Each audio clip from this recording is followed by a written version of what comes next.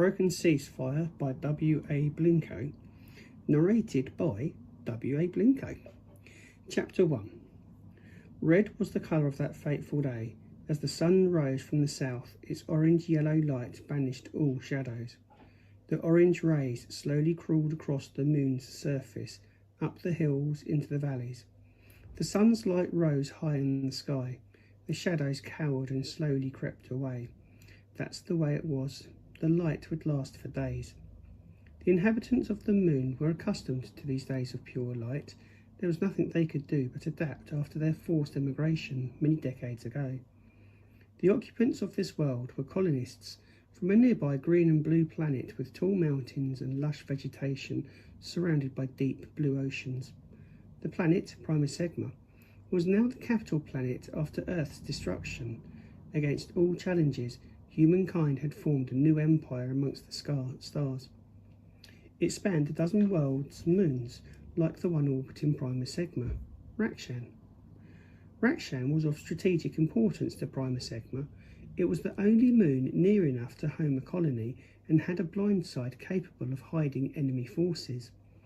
Colony populations varied in size but consisted of between 100 to 300,000 families. Rakshan had an elongated orbit and was deemed too remote for a regular shuttle service, so it was mostly occupied as a garrison. Pricon was a tall man with broad shoulders and had maintained his healthy physique. He had served in the Defence Corps for several esteemed years, where he gained his famed combat skills. Pricon didn't live alone on Rakshan. He had a wife named Iris. She wasn't as tall as Pricon and had a slim figure with long brown hair and dark blue eyes. Their love had strengthened dearly over the years. However, Iris hated the uncertainty of her husband's longevity as a serving officer in the military. His peace and security were often under threat. Nevertheless, Iris accepted her husband's choice of career, knowing it was part of the man who she loved. Iris had worked hard as a secretary for the telecommunications giant One Signal for All before the company was liquidated.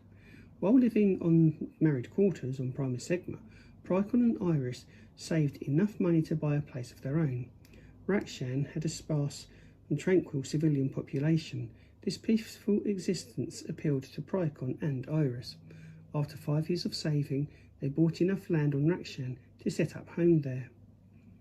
Iris gave up work and used the remainder of her redundancy on home improvements, while Pricon stayed on as a consultant for the military at the request of his superiors, and this was on Rakshan. He helped train fresh recruits. During the last war, Pricon had completed many secret and dangerous missions. He never spoke of them to anyone, not even his wife. This secrecy didn't bother Iris. She accepted the reasoning. All she cared about and hoped for was that Pricon would return unharmed. Besides, he was no longer on active service after securing the peace. During these short periods of peace, Pricon spent as much time as he could with Iris, going to Pricon for holidays. Staying with friends and family allowed them to avoid the hustle and bustle of the main docks. Traditionally, the peace never lasted long enough. The people of Pricon battled to trust the Archon race. Pricon was enjoying a long spell of peace. They hoped it would last this time. After many civil wars, of which the last one ended just before Iris was born, a new threat appeared. The Archons, an insect race whose aim only was to dominate the people of Pricon and the colonies. They became the main enemies of the human population. They didn't care for humans. Pricon had heard many reports of torture of prisoners of war. One report from a spy told how they captured a colony off guard and used them as a live food source. Women and children, the Archons never cared to discriminate. Naturally, the state of peace was volatile. The odd story of a skirmish wasn't that unusual. Fortunately, most people didn't wish to extend the hostilities any further. The last war, the 12th in Pricon's history, was just that, history. Iris felt that she could start planning a new life with her husband, as the peace had lasted almost a year now. She was the happiest she'd ever been for a long time. War can either bring you closer together or pull you further away from the one you love. The 12th war had brought Iris and Pricon closer together. Pricon was enjoying his job more than ever. The fact that he could come home and tell Iris that all was okay made his job even more enjoyable. The Artrons were conforming to the demilitarized zone, mostly. One day Pricon and Iris were surprised to hear that the Artrons wanted refuge of some kind. Then, on that critical day, everything changed. The peace had abruptly ended. The Artrons had attacked the station on XJ5, just within the agreed demilitarized zone, in typical Artron fashion, without warning. The outpost housed an early warning system and was critical for the defence of the fringe colonies. The Defence Corps immediately commenced diplomatic efforts in the hope of a peaceful resolution. Iris's intuition told her that if the Artrons didn't withdraw from XJ5, her husband could be leaving for war again. Iris didn't want to lose faith. She hoped the negotiations would work. Surely the Artrons would withdraw. A day into the talks, Pricon was ordered to contact the Defence Corps. Her heart sank at the thought of her husband leaving again. The time that they'd spent together seemed so short. The negotiations were going as planned. At least that's what the press was saying. So perhaps then it was good that the Corps wanted to talk to her husband. Yes, that was right. Pricon was here to stay, she hoped. Iris approached Pricon with caution. After all, if he had to leave her once more, he might be feeling the same way as her. She knew it wasn't worth asking any questions. Pricon was the ultimate professional and would keep his mission to himself. He kept all the details confidential. Pricon's routine was such that he could turn cold towards her. He'd just kiss her and say, "I can't tell you when I'll be back, or where I'm going. But remember, I do love you."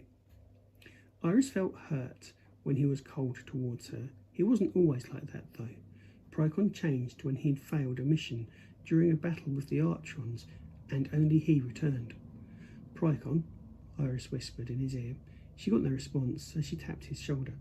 Pricon snapped out of his daydream and back to reality. Pricon turned round to look at his wife.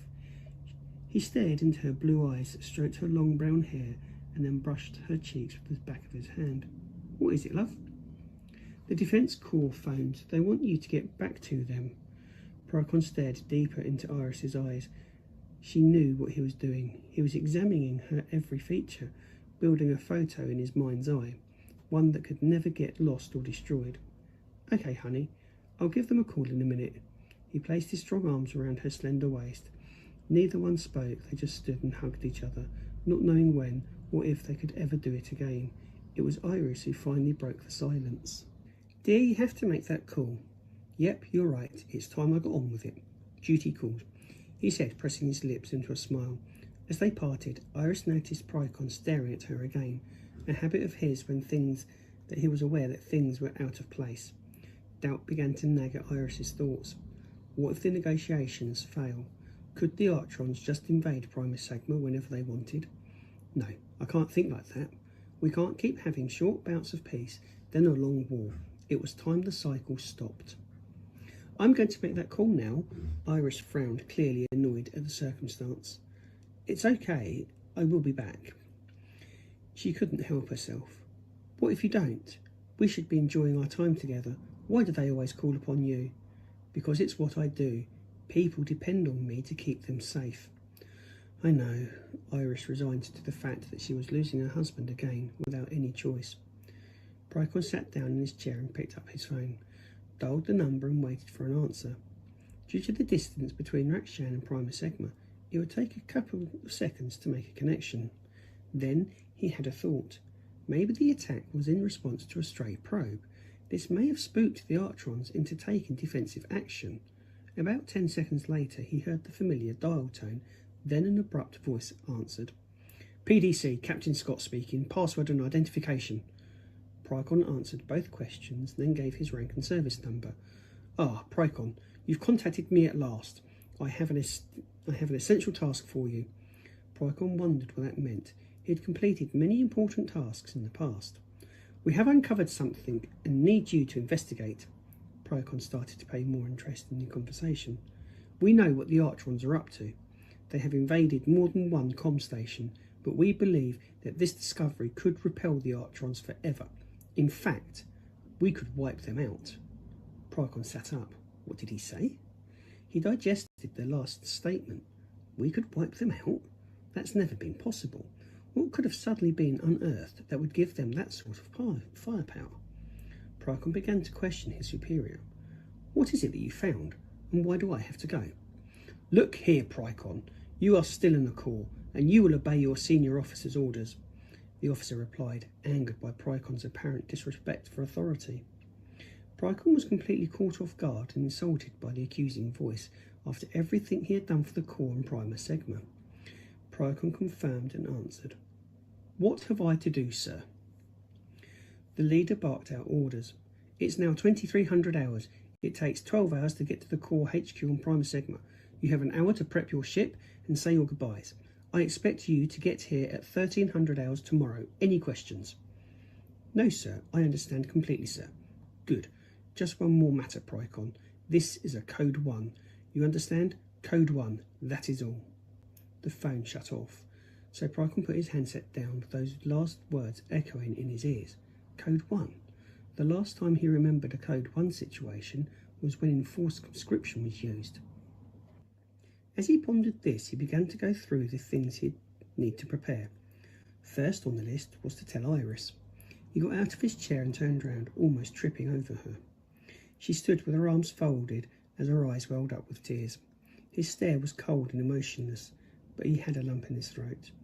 She put her arms around Pricon. His cold stare softened as his eyes welled up. Iris was the first to speak. I guess you won't be here for our anniversary meal, she said. We've had a wonderful 15 years, he tried to console her. Iris reminisced for a moment. Then she stepped back and stared at Pricon's face. The last 15 years started kindly and positively with the birth of their 2 children, just after the first Artron War ended. The wars since had left scars on her heart and mind. The Artrons had taken her 2 children and her older brother and sister, leaving her to care for her younger sister on Prima Sigma. She didn't think she'd cope if that letter ever came about Pricon. Here, I've packed for you. Iris picked up a holdall bulging at the sides. Pricon looked at the green bag. He was surprised. Iris hadn't done this before. A little odd, but still, she tried to help. Thanks, you saved me a little time. Time that I could spend with. Iris finished off the sentence. You. Pricon and Iris made their way out from the small office and into the kitchen. One last drink? Iris asked. Yes, why not? Iris got a green bottle from a cupboard while Pricon got the glasses out of another. They sat at the table in the middle of the room and just stared at each other. Iris broke the silence again. Do you remember when we met? Of course. My date dropped out and you stepped in. Your date was my best friend. She broke her leg. And you thought I wouldn't notice it was you under that thing you wore? Pricon teased. That thing was a designer piece that cost me a month's wages, Iris snapped back. And how would I have known that? I was out on my first bout of leave and only 20. You said you were 21 to my mate. Well, I was nearly 21. They chatted more about the past until the clock on the wall behind Iris caught his eye. I'm sorry, Iris, but I need to prep the ship. I've only got time if I start now. I understand, love. You go and do what you have to do, and I'll still be here waiting for you. They walked through the kitchen, down the hallway. When they got to the door, Iris stopped and grabbed Pricon's arm for that last kiss and hug. For that moment, time seemed to stand still. When that moment did end, though, Pricon apologised one last time. Here, take this. Pricon handed Iris a small black box. She ripped the wrapper off and smiled at Pricon. Turning his back on his wife, Pricon started to walk down the garden path. He slowly walked toward the end of the garden, looking left and right, taking in the last bit of peace he could. He fixed his eyes on the 2 sheds that were on his left. He remembered the trouble he had fumbling around in his pockets for the nails or the hammer. He couldn't believe that he'd put them up as the instructions had said, only for them to lean to one side. No matter, in all the years that they had been leaning, they'd never collapsed. As he came to the end of the path, he reached into his pocket and pulled out his keys. He pressed on the green button on the black fob and pointed it at one of the 2 silhouettes resting at the end of the path. One of the dark metallic objects, a small triangular aircraft, began to hiss and hum. The humming turned into a rhythmic beat. The hissing became spasmodic. Lights flickered, then flashed, as the whole ship started to come to life. Its sensors detected his approach. A red light flashed in front of Pricon. He stopped walking as a large panel began to drop down from the side of the ship. The ship recognised the friendly signal from Pricon's key fob. The door continued to fall slowly and gracefully, beckoning Pricon inside. On the back of the panel were 3 steps. The steps led into the hull of the ship, and Pricon climbed the steps. As he reached the top, more lights flickered on, then glowed before becoming as bright as the sun. Pricon entered and passed 2 passenger seats before he got into the pilot seat. As he settled in his chair, he reached across the empty co-pilot seat. In front of Pricon was a small screen. Its keyboard was neatly stowed underneath the dashboard. He moved the control stick out of the way so he could pull the keyboard out and place it on his lap. He instinctively tapped the keys. The small monitor blinked, then flashed a message. Code accepted. Welcome, sir. Numbers flashed across the screen, followed by messages confirming that systems were working. Once warmed up, the panel came to life with an array of flashing lights. There was a slight pause before static covered the windscreen. This always happened when Pricon set the heads-up display, HUD. The static cleared and the windscreen then became a perfect screen.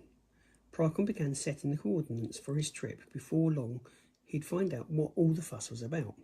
Once he'd programmed the navigation computer, it was time to make the final preparations for takeoff. Pricon was proud of his ship. His Advanced Tactical Fighter, or ATF as everyone called them, had served him well. He knew its limits, but more importantly, he knew its abilities, a significant advantage when in a combat situation. The old ship was still a match for the newer and bigger ATFs because of Pricon's sharp mind and quick reactions. He'd proved this on many training exercises. On a previous training mission, Pricon took out a destroyer-class ship and 6 recruits in their so-called superior ships. Only simulated fire and destruction was allowed in the training exercise, so no one got hurt. Pricon teased the recruits afterwards, further bruising their pride. The clips on the side of his chair undid a little easier than normal. Perhaps the last service did them some good. Pricon began the final checks as he glided across the floor. He slid towards the fuel cell screen for the weapons and noticed that the energy levels were low. He needed to replace it if he wanted his lasers to function. Damn it, that would take up more time, but he'd be vulnerable without them, so he had no option other than to change the cell. Hoping that this was the only problem, he got up to go to the back of the ship and selected a fresh fuel cell. In the middle of the floor was a trapdoor. Pricon entered the security code before it opened. Looking down, Pricon could see the old cell over half into the reserve. Surrounded by red and green wires, he began to replace the useless cell. It had been in there for some time, and Pricon had forgotten how light it was for its size. The cables were as big as his hands, but they were easy for him to manage. He'd first have to disconnect the red cable to prevent a short circuit. The green cable was next. Carefully, Pricon moved the green cable, but just as he did, he slipped. Luckily, the end of the cable didn't touch anything. That was too close, he thought. With both cables out of the way, the old cell could be lifted out and a new one put in its place. The new cell slid in place like a hand-to-glove fit. The cables had to be put on in the same order as removal, first the red and then the green. This always puzzled Pricon. Logic would suggest green then red, but when he did this once by mistake, the whole system short-circuited and it took days to repair. Now that he'd changed the fuel cell, it was time to leave his home on Rakshan. A quick check of the other systems was all that was needed to do. Life support was running fine, the shields were operating, all seemed well. Pricon strapped himself in, ready for the journey ahead. Just time for one last check to make sure the navigation system was functioning properly. A glitch en route couldn't be fixed. Finally satisfied that all was well, Pricon started the launch process. He primed the minor thrusters. They began to hiss. The main thrusters were next. They started with a cry as if woken from a deep sleep. Slowly the noise turned to a full throttled roar. Now the minor thrusters joined in, their tone not much different. The combined power of the thrusters would catapult the ATF into orbit with ease, but all that power would send shockwaves throughout the ship. The medium-sized ship lifted off. Then it shot straight into the sky. It was as if it was being a toy pulled up by a piece of string with the strength of a giant. There was little Pricon could do as the G-force pinned him down. Takeoff always gave him an adrenaline buzz. As his ship reached the weightlessness of space, Pricon began to recover his mobility. Leaving Rakshan's gravity, Pricon checked the in-flight systems. There were no threats on the radar. All was well. This should be a typical flight with the general reliability he'd come to expect from his ship. The flight from Rakshan to Prima Segma was dull, with nothing to alleviate the boredom. Pricon recalled the last time a Code 1 had been implemented and started to try and puzzle out what could be going on. On that occasion, an Artron fleet almost invaded Rakshan. If it weren't for the early warning, Pricon and Iris would undoubtedly have been wiped out. Fortunately, Prima Segma had sent out their best pilots and fighters in time to stop the invasion. Pricon was one of those pilots. After taking out 6 Artron fighters, he set about the commanding destroyer. Yep, that was some flying, a grin of satisfaction appearing on his face. The sight of an Artron destroyer disintegrating gave him great pleasure. After all, Pricon had lost his best friend because of them. As the flight would take at least 5 hours depending on solar winds, Pricon decided to get some sleep. That way at least he'd be fresh when arriving at HQ. Pulling a lever by his left leg, the seat collapsed flat, making himself comfortable. Pricon began to think of Iris as he fell into a deep sleep. The ship's life support kept an eye on Pricon's vital signs, but it couldn't peer into his mind. It couldn't see into his thoughts. They would remain private. The latest machines were superb, but still needed thorough instruction, instead of just getting on with it. The one plus to this, though, was no emotion. Feelings get in the way of some jobs. A conscious feeling so strong can prevent a man from doing what he needs to do, because although essential, it's still wrong. Pricon's body began to twitch. A leg kicked out. He began to groan and then shout, "No, stop!" Nobody could hear his voice, his anguish and despair. There was no one else on his ship, just the computer with its different systems. The life support bleeped. The sound became faster as Pricon's heart. It began to beat erratically. The twitching increased. His breath shortened. Pricon had been having the same dream recently, a regular repeat of the previous night. The reoccurrence of the dreams was unusual for him. It was more unusual for him to remember his dreams, but this dream wasn't like the others. It was about one of his missions that had failed, as if a constant reminder of what could happen if Prima Segma was to fall. There he was. Pricon could always see himself at the beginning of his dreams. It was like his subconscious was trying to show him something that he would otherwise overlook. He walked forward into the reflection of himself.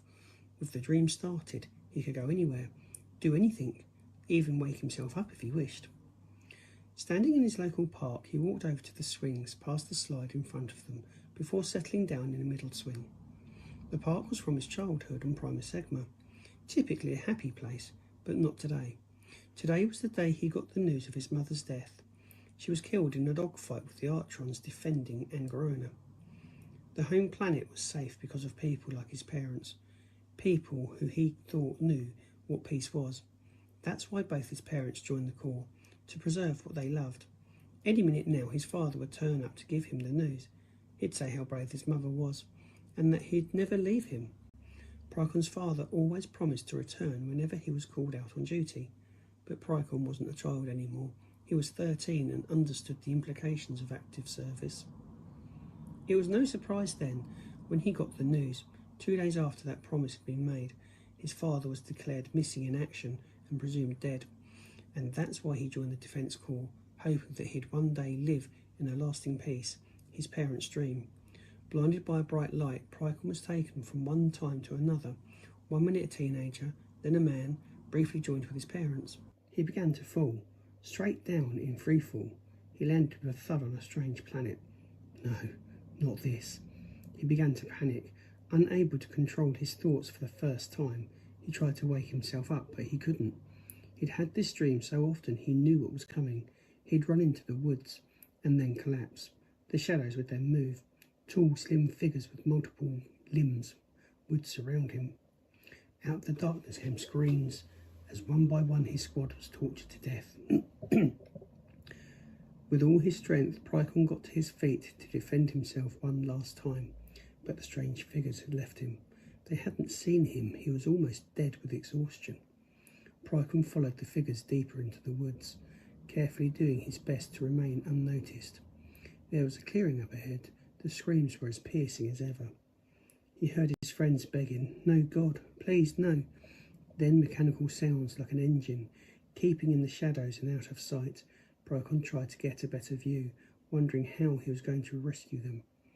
Pricon was a stealth expert and was able to find a good view. He almost gave himself away, though, as the sight that greeted him brought the whole contents of his stomach up.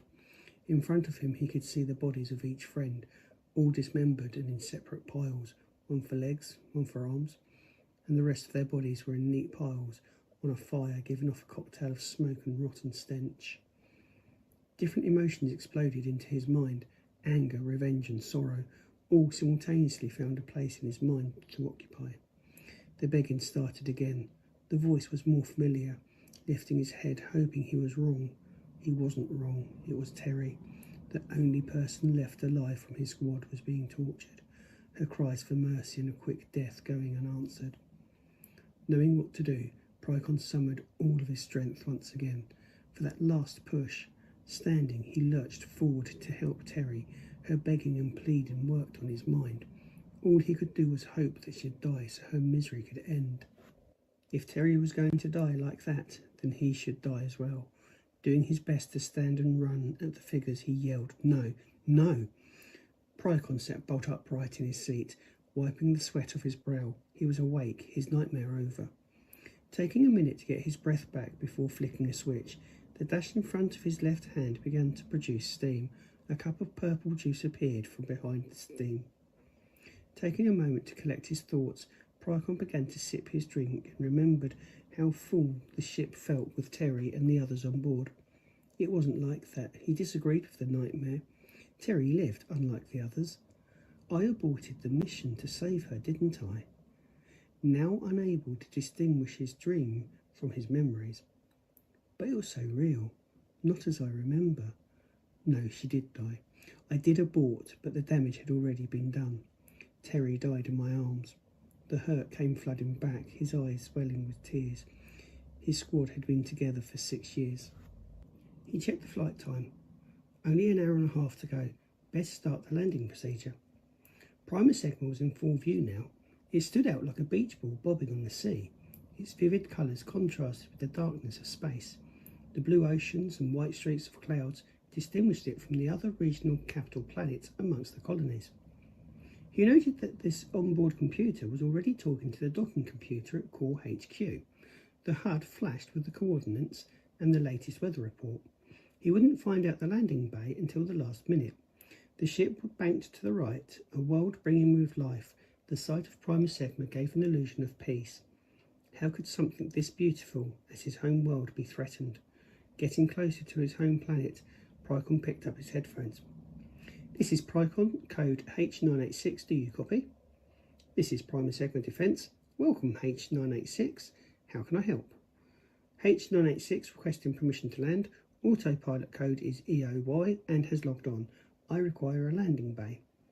"Clearance granted, H986, landing bay 3 out." "Understood. Landing bay 3, thanks, H986, 8 out." The little ship was buffeted about as it penetrated Primus Segma's atmosphere. Once through, though, the ATF glided with grace and control. Pricon set the final landing coordinates, and instrument landing control clicked in. She was lined up. All Pricon had to do was check and observe, and the stable craft would land itself.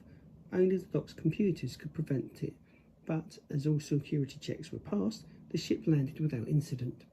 Now on the ground, Pricon gathered his equipment ready for the mission briefing. It didn't take long for Pricon to gather his belongings. Making sure he had everything, he headed out of the door, down the steps and out of his ship. The door shut with a thud that echoed around the hangar.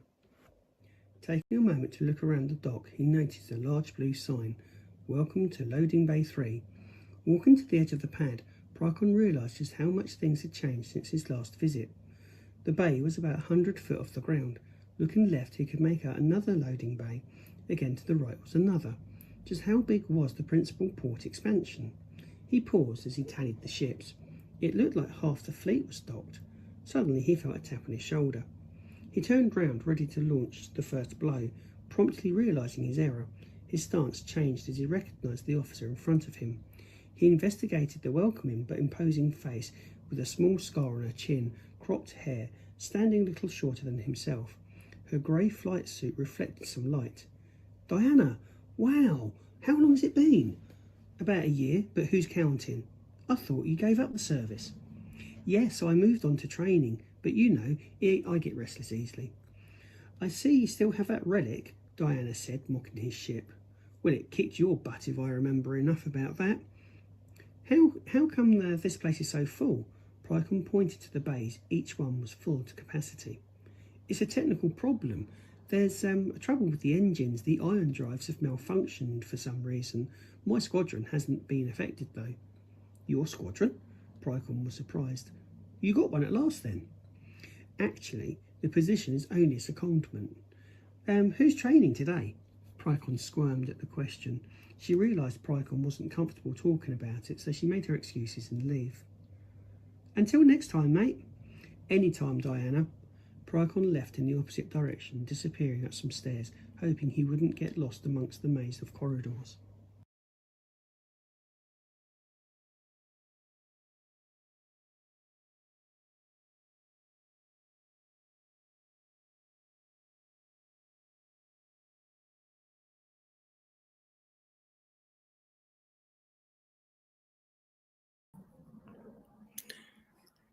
So thanks for watching. Don't forget to come back next week for some more live stories. So thanks for your support. Check out my YouTube channel and also check out the books on Amazon. And I'll see you next week, hopefully. Take care.